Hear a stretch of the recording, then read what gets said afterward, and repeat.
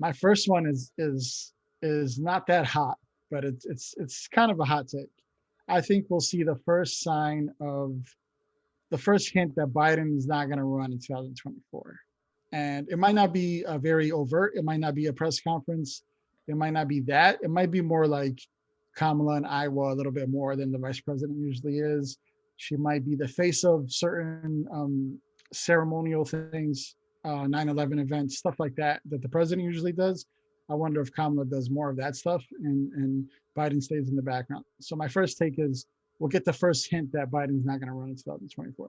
But my first prediction of the next year is that, and it's something we've said in previous weeks, is, you know, I think that we should prepare for the long haul on COVID.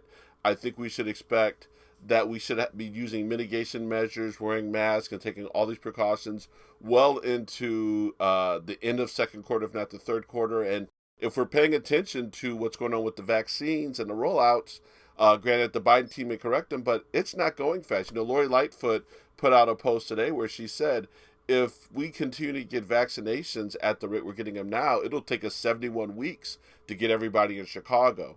I do think there'll be better efficiency and greater volume of vaccines, but I just want people to just take their time and be patient and know that the end is near. We get the first hints of where Trump is going to be vulnerable at criminally. So I think that everybody knows that everybody's gunning for him.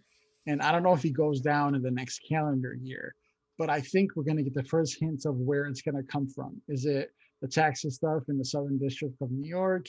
My prediction is it's usually with these two bit mobsters, it comes from the inside, right? Does Jared go rogue and defect and try to ruin things? Does Ivanka try to save her reputation in New York and try to flip?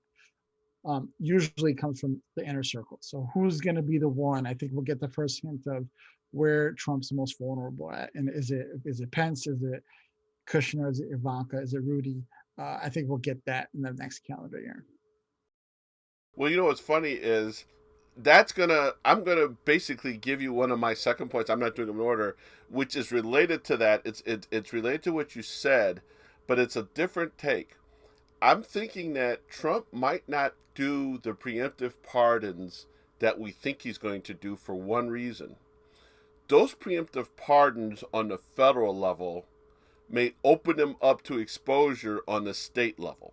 Does that make, you know what I'm saying? So, for instance, if he were to go ahead and to go ahead and just do pardon and taxes that they've done, and the tax related stuff, any of the tax related stuff, if he pardons them on a federal level, he has basically told prosecutors in New York and other places where they file taxes that they're guilty, right?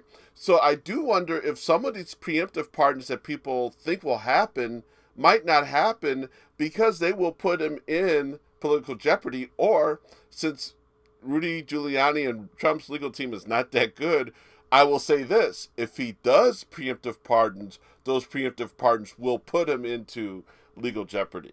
So my second thing is either they won't happen, but if they do happen, they'll put him in legal jeopardy.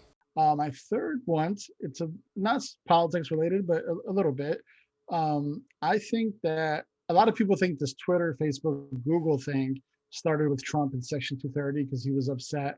But I think that continues under Biden. I think Google, Facebook, Twitter continue to face backlash, continue to face the antitrust stuff that they're going through now. And I think that they get, I wouldn't say punished, but I think there's rules that get put in place that aren't in place now. So I think my third prediction is that's going to be a big story for 2021 and beyond. Addition to that, with my number three, is I do think that we will see a slow recovery with the economy, but I do think that we're going to be reimagining a lot, and I think a lot of different things. I think that the economy is going to be slow to come back, but you know, this is both a recession and a depression and crashes. I also think though that for the economy to come back, and the Bernie Sanders crowd would like to hear this, there's going to have to be a lot more socialism.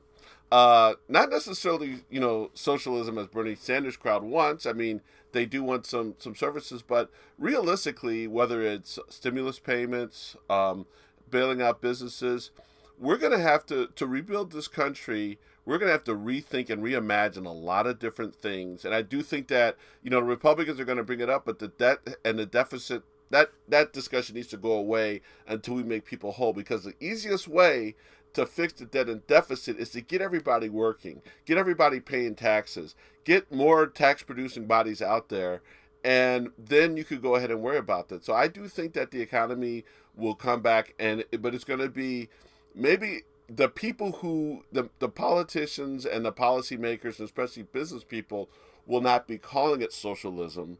But I think that there's going to be a lot more socialism in America, and the people, some of the loudest champions of that socialism, won't call it socialism, and it'll be the people who have traditionally railed against socialism. Something I will say is my fourth prediction. You were talking about reimagining, and a lot that happened in the summer surrounding the George Floyd stuff was these proclamations and declarations by Hollywood, by music, by hip hop, by the NBA, by sports, NASCAR, all these companies, all these industries that were making promises of inclusion and more Black or Latino CEOs or whatever have you. My hot take is I don't think much changes in 2021. I think people want Trump gone, and they succeeded in that. And there was a fever pitch to get everybody going.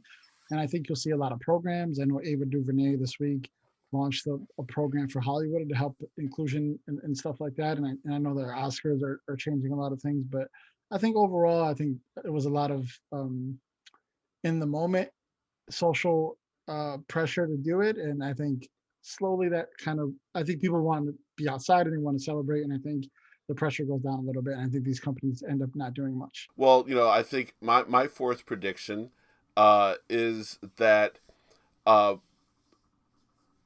as a country, we are going to start. I do think humans, not the institutions. I do think humans will still continue. I should say people will still continue some of the efforts that were started under Floyd.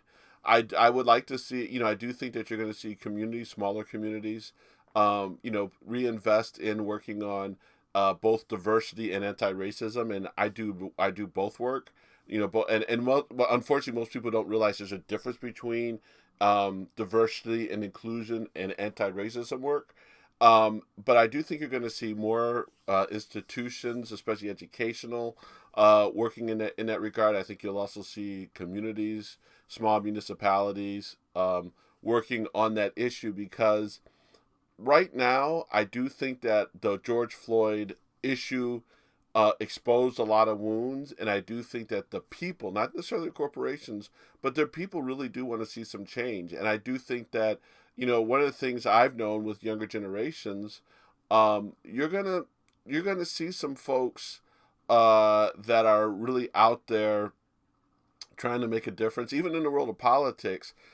In the short term, I don't have much hope for the Republican Party when it comes to race, but I do think that you might have some young conservatives who are looking around saying, hey, we just can't be an all-white institution.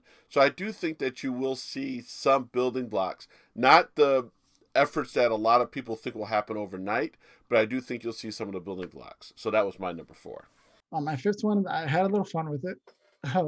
I think that, so here's my take, and then I'll give you the hot version of that take. My take is that Trump will get kicked off Twitter, banned. But to make it super spicy, I went and I wanted to pick a month. And I said, when does this happen by? And I don't think he makes it to March. I really don't. I think Twitter is over him. I think Twitter would have banned him a long time ago if he wasn't the president.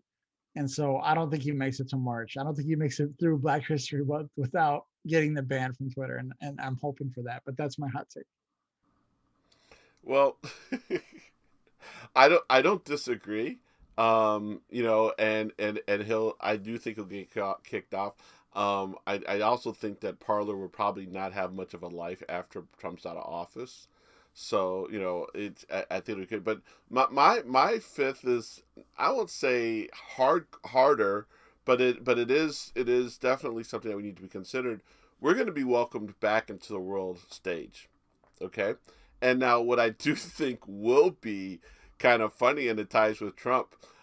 I can't wait to see how openly people like Merkel and Macron and Trudeau just literally, openly gush about the new president and will say things. I mean, I don't think they're going to be diplomatic. Well, maybe they will be diplomatic, but there's going to be stuff leaking, right? That Trudeau was just he couldn't stand Trump, or you're going to hear Macron say stuff, and you know Merkel. I think world leaders. I'm going to be fascinated in not just their reaction. We know what the reaction to Biden will be, but I think they're going to not be diplomatic and bite their tongue when it comes to Trump. I think they're going to kind of keep it real. And that's going to be kind of humorous because it'll be a big diss to Trump.